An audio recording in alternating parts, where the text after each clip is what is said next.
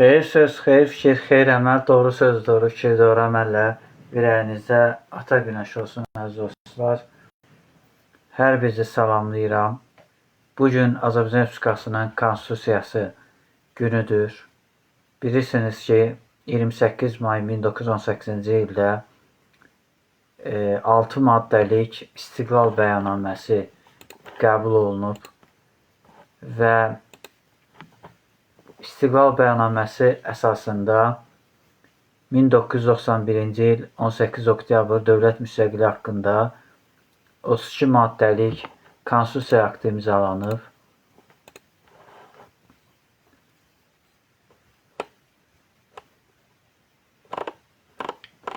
Və mən təbii ki Milli Fədai Hərəkatının deməli Türkiyə Cumhuriyyəti Milli İstihbarat Təşkilatının köməyi ilə 051 582 2700 telefon nömrəsinin WhatsApp və Telegram ünvanını bərpa elədim.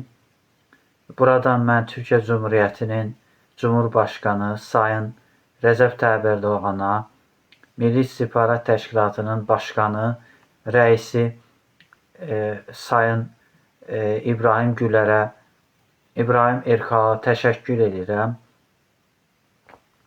Təbii ki, bu çox möhtəşəm bir hadisədir.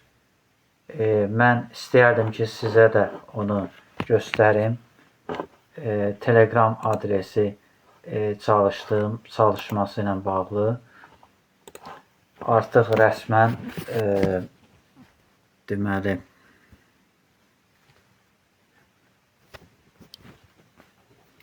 gördüyünüz kimi bu WhatsApp'dır və mənim WhatsApp ünvanımdır. Bu da mənim Telegram ünvanımdır.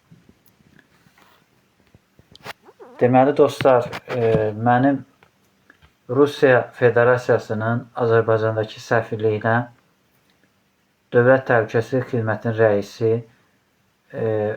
hörmətli Əli Nağıyevə də mən təşəkkür edirəm. Azərbaycan Respublikasının Daxili İşlər Naziri hörmətli general-mayor Vilayət Eyvazova da təşəkkür edirəm ki, Rusiya Federasiyası Azərbaycandakı səfirliyinə artıq ultimatum verdi və mənim telefon nömrəmin Telegram və WhatsApp nömrə bərpa olundu. Çox təəssüflər olsun ki, hələ ki Samsung J3 telefonu 051 582 2700 Rusiyanın Azərbaycandakı səfirliyinin əlində hələ ki əsirdir. Mən inşallah Daxili İşlər Nazirimizə və Dövlət Təhlükəsizlik Xidmətinin rəisindən xahiş edirəm ki, bu telefonu bizə qaytarsınlar. 12 noyabr bizim üçün də çox əlamətdar bir gün oldu. Həqiqətən biz bunu bərpa etməklə çox böyük nailiyyət əldə elədik. Azərbaycan Respublikasının Konstitusiyasına gəldikdə isə mən təbii ki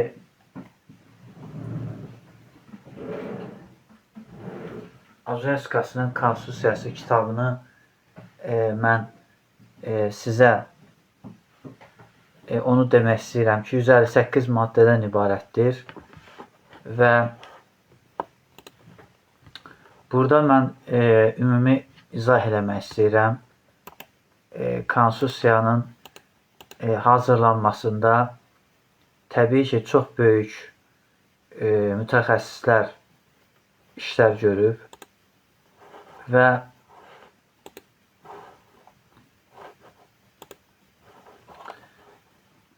mən ümumiyyətlə Konstitusiyanı və yol hərəkəti qaydalarına əməl edən videoları da bugün hazırladım. Təbii ki, biz çox peşəkar bir kəşfiyyatçıyıq və Türk dünyasının kəşfiyyat orqanları ilə birbaşa təmaslar qururuq. və doğrudan da biz bu təmasları çox möhtəşəm peşəkarlıqla qurduq. Yer gəlmişkən Türk dünyasında çox faciə bir hadisə baş verdi. Bu faciəvi hadisə ilə bağlı Türkiyə Cumhuriyyətinin Cumhurbaşqanına və Türk dünyasına başsağlığı diləyirəm. 11 noyabr 2025-ci ildə Türkiyə Respublikasının hərbi helikopteri Gürcüstan Respublikasının Azərbaycan Respublikasının sərhədində Trabzon şəhərindən Gəncə şəhərinə gedən saat 09:50-dən 13:20-yə qədər qalxarkən 20 nəfər pilot olub və 10 nəfərin şəhid kimliyi müəyyənləşib. Mən hər birinə soyumuz var olsun, Allah rəhmət eləsin deyirəm. Deməli, hava uçağı Emre Mercan, Cem Dovlatçı, Berkay Qaraca, İlhan Onqan, Ramazan Yağız, Hamdi Armağan Kaplan, İlker Aykut, Akın Karakuş, Ahmet Yasir Quyucu, Əmrə Yasın. Görevin cinsi intikal tarihləri Azərbaycan Müharib Uçaq Geciş Görevi intikali 11 Kasım 2025-ci ildə.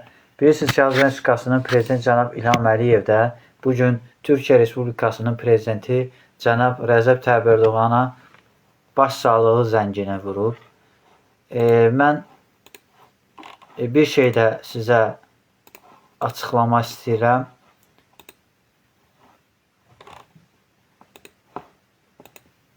Deməli, Milli İstihbarat Təşkilatından aldığımız məlumata görə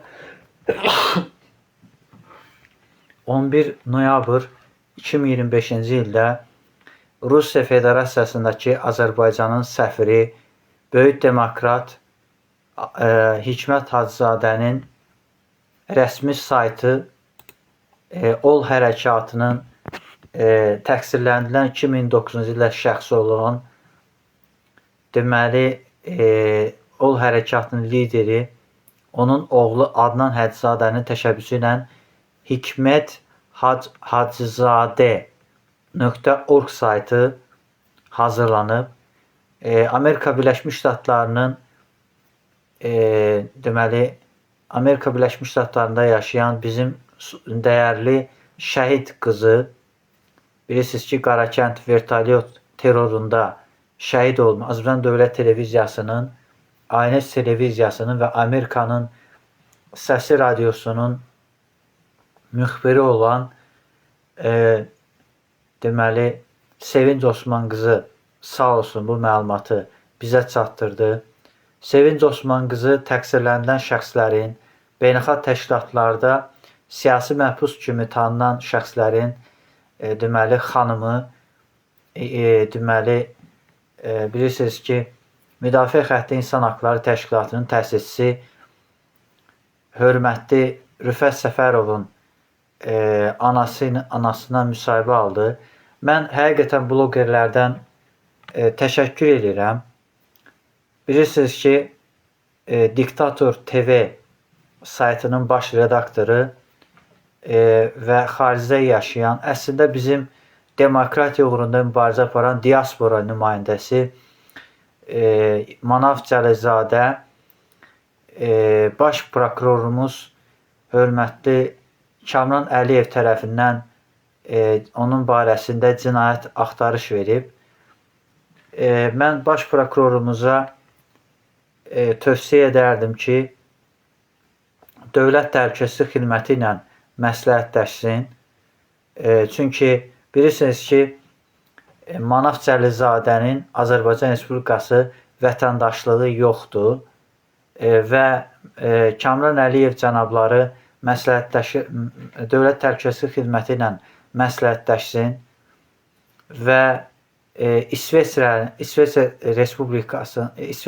Konfederasiyasındakı Azərbaycanın səfiri ilə danışıqlar aparsın və onun ekstradisiyası ilə bağlı qərar versin və təqsirlənən şəxs qismində məhkəmə önünə gətirilsin və onun məhkəmədə cinayət xarakterli əməlləri sübuta yetirilsin və doğrudan da əgər cənab prezidentimizə qarşı böhtan və qara PR kampaniyası aparırsa, prezident ailəsinə qarşı hörmətsizlik edibsə, zaten edib, bu faktdır və bunu baş prokurorumuz da təsdiqləyir və hesab edirəm ki, bu barədə Dövlət Təhlükəsizlik Xidməti ilə və Daxili İşlər Nazirimiz Vilayət Eyvazovla da məsləhətləşsin və Kamran Əliyev çox peşəkar bir hüquqşünasdır və Kamran Əliyev haqqında mən onu deyim ki, Kamran Əliyev həm də bilirsiniz ki, 2-ci Qarabağ müharibəsində Rusiya Federasiyasının 366-cı alayına xidmət edən, Rusiya Dövlət Təhlükəsizlik Xidmətinə xidmət edən terrorçular deməli Arayik Araturyanın rəhbərlik etdiyi qondarma separatçı Dağlıq Qarabağ Respublikasının rəhbərlərinin hərbi məhkəmələrini, işlərini görür. Kamran Əliyevə mən çox böyük hörmətim var. Kamran Əliyev bilirsiniz ki, Azərbaycan Respublikası prezidentinin çox böyük etimadını qazanıb. Bilirsiniz ki, 5 avqust 2014-cü il tarixli sərəncamı ilə baş prokuror və o bilirsiniz ki, korrupsiyaya qarşı mübarizə baş idarəsinin rəisi olub və uzun illər baş prokurorluqda korrupsiya, xüsusilə Tərtər işində təqsirləndirilən şəxs sayılmalı olan deməli onun bilirsiniz ki, həmkarı Xələfi Zakir Qaralovun vəzifələrini əvəz eləyib və bilirsiniz ki, 1 may 2020-ci ildə 2020-ci ildən etibarən baş prokuror təyin edilib. 1 may 2025-ci ildə Milli Məclisimiz tərəfindən onun yenidən baş prokuror təyin olmasına razılıq verib. 23 noyabr 2021-ci ildən 1-ci dərəcəli dövlət ədliyyə müşaviri, ədliyyə general polkovniki rütbəsinə qədər yüksəlib. Ümumiyyətlə, Azərbaycan Respublikası Baş Prokurorluğu kollegiyasının sədri, hüquq elmlər üzrə fəlsəfə doktorudur və Beynəlxalq Prokurorlar Assosiasiyasının vitse-prezidentidir. Avropa Şurasının korrupsiyaya qarşı mübarizə aparan deməli dövlətlər qrupunda Azərbaycan nümayəndə heyətinin üzvüdür. Şərqi Avropa və Mərkəzi Asiya üzrə antikorrupsiya şəbəkəsinin İstanbul fəaliyyət planı üzrə İqtisadi Əməkdaşlıq və İnkişaf Təşkilatında milli koordinatordur. Çox mükəmməl ingilis dilini bilir və ailəlidir, 2 övladı var, Allah can sağlığı versin. Və 27 sentyabr 2008-ci il Azərbaycan Respublikası Prezidenti cənab İlham Əliyevin sərəncamı ilə, qərarı ilə Azərbaycan bayrağı ordeni ilə təltif edilib və 28 sentyabr 2018-ci ildə 2-ci dərəcəli vətənə xidmətə görə ordenindən təltif olunub. Bilirsiniz ki, Türkiyə Cumhuriyyətinin qurucusu Mustafa Kemal Atatürkün yolu ilə gedən və Qurtuluş müharibəsi, 2-ci Qarabağ müharibəsi, antiterror əməliyyatında müzəffər ordumuzun, silahlı qüvvələrimizin ali baş komandanı cənab Prezident İlham Əliyev deməli Azərbaycan Respublikasının deməli keçmiş deməli hərbi prokuroru deməli Xanlar Vəliyevin Azərbaycan Respublikasının Konstitusiya Məhkəməsinin hakimi təyin olunub və Xanlar Vəliyev haqqında mən onu deyim ki, Xanlar Vəliyev həm də Gəncə şəhərində deməli baş verən hadisələr zamanı deməli onun qardaşı Elmar Vəliyev terrora məruz qalmışdı. Allah ona can sağlığı versin. Deməli, Xanlar Vəliyev 1955-ci il mart ayının 15-də Yevlax şəhərində anadan olmuş. 1978-ci ildə Bakı Dövlət Universitetinin Hüquq Fakültəsinin fərqlənmə diplomu ilə bitirərək Respublika Prokurorluğunun işə qəbul olunmuşdur. Xanlar Vəliyev Gəncə şəhər prokurorluğunda müstəntiq, prokuror köməkçisi, Qazax və Şəmkir rayon prokurorluğunun müavini vəzifələrində işləmiş. 1993-2000-ci illərdə Azərbaycan Respublikasının baş prokuroru müavini olmuşdur. Azərbaycan Respublikasının prezidentinin 10 fevral 2005-ci il tarixli sərəncamı ilə Azərbaycan Respublikasının baş prokuroru müavini Azərbaycan Respublikasının hərbi prokuror vəzifəsinə təyin edilmişdir. 24 iyun 2005-ci ildə Ədliyyə General Leytenantı Ali hərbi rütbəsində verilmişdir. 8 aprel 2025-ci ildə səlahiyyət müddəti başa çatdıqdan sonra Azərbaycan Respublikası Prezidentinin təqdimatına əsasən Azərbaycan Respublikası Milli Məclisinin 11 aprel 2025-ci il tarixli qərarı ilə Azərbaycan Respublikasının Konstitusiya Məhkəməsinin hakimi təyin edilmişdir. 27 sentyabr 2008-ci ildə Azərbaycan bayrağı ordeni, 28 sentyabr 2018-ci ildə 2-ci dərəcəli vətənə xidmətə görə orden, 23 iyun 2006-cı ildə hərbi xidmətlərə görə medal, 23 iyun 2006-cı ildə hərbi xidmətlərə görə medal, 18 mart 2015-ci ildə Azərbaycan Respublikasının əməkdar hüquqşünas fəxri adı və 15 mart 2005-ci il tarixli əmri ilə prokurorun fəxri işçisi 4 nişanı və 13 mart 2025-ci il tarixli əmri ilə Azərbaycan prokurorluğunun 100 illiyinin deməli 1918-2018-ci il yubiley medalı, 17 mart 2025-ci il 1-ci dərəcəli vətənə xidmət ordeni ilə təltif olunub. Bilirsiniz ki, Dövlət Təhlükəsizlik Xidmətinin rəyi ilə, ümumiyyətlə tövsiyəsi ilə onun təbii ki, Tərtər hadisələrində onun təbii ki, təqsirləndirilən şəxs qismində cəlb olunması ehtimalı yarandığına görə o tutduğu vəzifədən deməli 11 aprel 2025-ci il tarixli qərarı ilə deməli hərbi prokurorluq vəzifəsindən azad edilmişdir. Ümumiyyətlə mən hesab edirəm ki, Tərtər işində zərər çəkən aprel döyüşlərinin iştirakçıları bu yaxınlarda bizim təqsirləndirilən şəxs qismində xitam verilən, əfv olunan və bizim Xural TV-nin baş redaktoru Əvəz Zeynalının evində görüşməsi çox sevindirici haldır. Ümumiyyətlə mən bütün siyasi məhbuslara, təqsirləndirilən şəxs olan beynəlxalq təşkilatlar tərəfindən olan siyasi məhbuslara azadlıq arzulayıram. Yer gəlmişdən sabah mən deməli Ağır Cinayətlər Məhkəməsində təqsirləndirilən şəxs qismində bizim respublikaçı dostumuz, Siyasi Menecment İnstitutunun direktoru Azər Qasımlının məhkəməsində iştirak etməyi düşünürəm. İnşallah ümidvaram ki, bu məhkəmədə iştirak etmə imkanlarım olacaq və Azər Qasımlı bilirsiniz ki, çox uzun müddət Azərbaycanda respublikaçılığı təbliğ eləyən və bilirsiniz ki, Azər Qasımlı demokratiya uğrunda mübarizə aparan fəallardan biridir və bizim təqsirləndirilən şəxs qismində olan beynəlxalq təşkilatlar tərəfindən siyasi məhbus kimi tanınan şəxslərin, demokratiya uğrunda mübarizə aparan fədailərin hüquqlarını müdafiə edib və hər zaman cənab prezidentimizi dəstəkləyən Avropaya inteqrasiya siyasətini, xüsusilə 2001-ci ildə Avropa Şurası Parlament Assambleyasında nümayəndə heyətinin sədri olduğu dövrdən etibarən 2009-cu ildə Quam üzvü kimi tutduğu vəzifələrində gördüyü müsbət işlərin, xüsusilə Avropa oyunlarının keçirilməsində, 2016-cı il Forma 1 yarışlarının keçirilməsinə dəstək bildirib.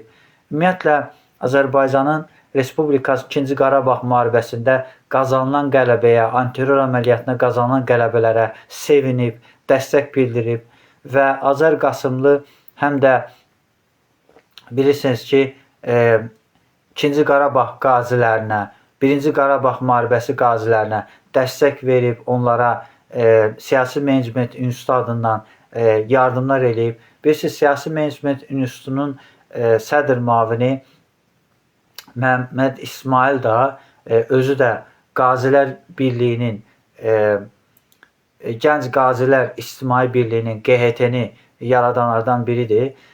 Mən hesab edirəm ki, Azər Qasımlı sabah əfv olunacaq. Mən hesab edirəm ki, cənab prezidentimiz onu əfv edəcək, əfv sərəncamı verəcək və Azər Qasımlı siyasi məhbus olmamalıdır və təqsirlənən şəxs olmamalıdır. Azər Qasımlı heç bir cinayət törətməyib, onun heç bir zaman Rusiya Federasiyasına xidmət etməyib. Bilirsiniz ki, Rusiya Federasiyası Sankt-Peterburq şəhərində təhsil alarkən Navalninin mübarizəsinə dəstək bildirib və mən Məhəmməd Əmin Rəsulzadə və Mustafa Kemal Atatürk yolu ilə gedən bir fədaiyəm, Əhməd Ağoğlunun yolu ilə gedən bir fədaiyəm və bir respublikaçıyam. Çünki mən Məhəmməd Əmin Rəsulzadə Atatürk yolunu müdafiə edirəm. Hər ikisi respublikasıdır və Azər Qasımlının bilirsiniz ki, yalama şəhidləri haqqında onun maraqlı bir çıxışı olub. O barədə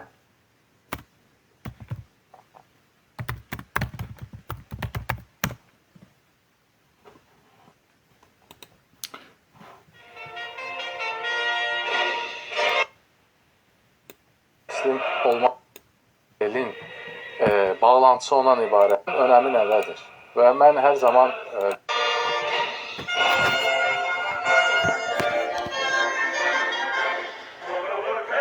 çox böyük bir, ciddi bir tarixdir və tarixin önəmi nədədir? Və mən hər zaman belə deyək də, tarixin hansısa bir tarixi günün önəmini qeyd edəndə hər zaman onun bugünkü gündən bu bağlantısını hər zaman düşünürəm.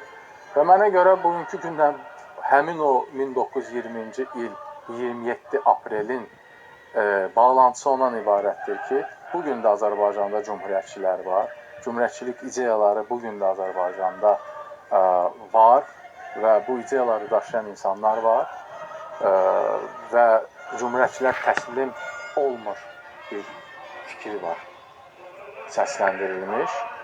Və əslində 1920-ci ildə də eyni ilə həmin o cümhuriyyətçilər təslim olmaq istəmirdilər. Və ümumiyyətlə tarixdə hadisələr belə deyək də, elə olur ki, məsələn, hansısa bir dövlət başqa bir dövlətlə müharibə etmək məcburiyyətində qalır. Hansısa bir ordu başqa bir ordu ilə müharibə etmək məcburiyyətində qalır və tarixi şəxsiyyətlərin bununla bağlı çox fərqli fikirləri var. Məsələn, ən yadda qalan fikirlərdən birisi də ondan ibarətdir ki, əgər sən hansısa bir güclü bir ordu ilə, güclü bir dövlətlə üz-üzəsənsə və %100 əminsən, bilirsən ki, sən qalib gəlməyəcəksən, o döyüşə getmə, o döyüşü boş ver. Amma bizim şəhidlərimiz, yəni 1920-ci ildə burada həmin o 350 nəfər, hansı ki 70 min bir orduya qarşı çıxmışlar. Onlar bilirdilər ki, onlar şəhid olacaqlar. Onlar bilirdilər ki, bu ordunun qarşısını ala bilməyəcəklər. Amma buna baxmayaraq onlar getdilər, şəhid oldular. İndi ibrət dərsi nədir? İbrət dərsi ondan ibarətdir ki, 1. Cümhuriyyətçilər təslim olunur. Nə olursa olsun, cümhuriyyətçilər təslim olunur. 70 il ola bilsin ki, Sovetlər imperiyası olubdur.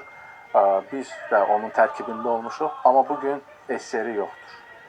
Amma təəssüflər olsun ki, bugün məsələn burada bizim abidəmiz yoxdur. Təəssüflər olsun ki, Məhəmməd Əmin Rəsulzadənin və digər cümhuriyyətçilərin, ADR-in liderlərinin hətta Azərbaycanda, yəni fərqli yerlərdə və ilk növbədə Bakıda abidələri yoxdur.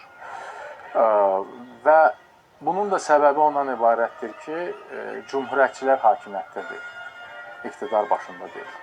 Və mən ümid edirəm və düşünürəm ki, hər halda tarixə biraz retrospektiv baxmaq lazımdır. Bir gün, 2 gün çərçivəsində baxmaq yanlışdır. Hətta 70 il lazım oldu ki, gərəkdir ki, SSR-i də alsın. Azərbaycan bir daha müstəqil olsun. Ona görə mən düşünürəm ki, hələ cümhuriyyətçiliyin gələcəyi qabaqdadır və çox da mən fikirləşirəm ki, uzaq deyil bu perspektiv. Burada abidə də olacaq, Bakıda da abidə olacaq, Azərbaycan digər şəhərlərində, kəndlərində də abidələr olacaq. Amma əsas abidə insanların ürəyindədir, içindədir. Burada olan abidədir. Və biz bura gəlmişiksə, təbii ki, bizi bura gətirən bizim inamımızdır, bizim ideyalarımızdır və cümhuriyyətçilik ideologiyasıdır. Bildiyimiz kimi Dostlar, mən Azər Qasımlının bir çıxışını da sizə səsləndirim.